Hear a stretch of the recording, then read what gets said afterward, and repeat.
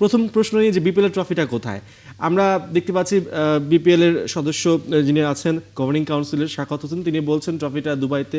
আমজাদ হোসেন বলছেন ট্রফিটা আসছে $25,000 খরচ হবে, ডায়মন্ড স্টারের ট্রফি, মানে অনেক কিছুই আর কি। কিন্তু আসলে যে ট্রফিটা নিয়ে আমরা এত কিছু বলছি, ট্রফি পাল্টাতে চাচ্ছি, কিন্তু টুর্নামেন্ট আসলে কি অতটা পাল্টাতে পারছি?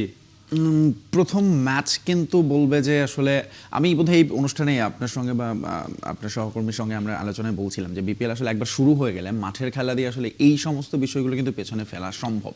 এবং প্রথম ম্যাচটা ওয়াজ মানে একেবারে টপ নচ, মানে ছক্কা মেরেই শুরু হয়েছে বিপিএল।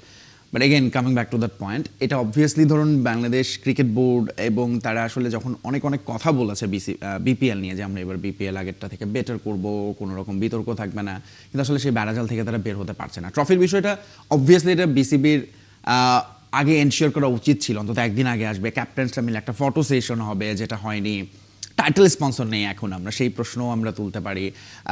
সো সেইটা বিসিবি করতে পারেনি, মানে তার মানে বিসিবির হাতে এটা ছিল না। তারা ট্রফিটা কোনো কারণে যেহেতু বাইরে থেকে আসছে, সেটা আর একটু আগে সময় পেলে, যে কথাটা বারবারই মিঠু ভাইও বলেছেন যে আসলে আমরা সময় পাইনি যথেষ্ট, খুব কম সময়ের মধ্যে অনেক কিছু করতে আবার হয়েছে। বাইরে থেকে আসছে বলেন, ট্রফিটা নাকি আবার দুবাইয়ের প্রতিষ্ঠান বাংলাদেশেই তৈরি করছে, মানে ট্রফিটা আসলে কোথায় তৈরি হচ্ছে এটা নিয়েও কনফিউশন তৈরি হয়ে গেছে।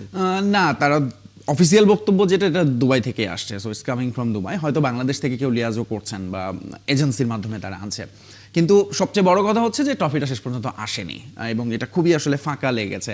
একটা বিপিএল শুরু হচ্ছে, এরকম কখনোই হয়নি, কোনো ফ্র্যাঞ্চাইজি লিগে এটা হবে না। দেখবেন যে ক্যাপ্টেন্স কোনো ফটো সেশন নেই, একটা ট্রফি নেই, টাইটেল স্পন্সর নেই, সব কিছু ছাড়া চট্টগ্রাম মাঠে নেমেছে উইদাউট এনি স্পন্সর লোগো। শেষ পর্যন্ত বিপিএলটা হয়েছে এবং আমি বলবো যে আসলে ওই জায়গাটা, এই কথাটা নিয়ে হয়তো আমরা আজকেও কথা বলছি, বাট আমি প্রিটি শিওর যে আপনি কালকে হয়তো বা আমাদের আসলে খেলার টপিক নিয়েই কথা বলতে হবে এবং আমরা সেটাই বলতে চাই। আসলে এই বিষয়গুলো যত দ্রুত সম্ভব পেছনে ফেলে আমরা সামনে এগোতে চাই।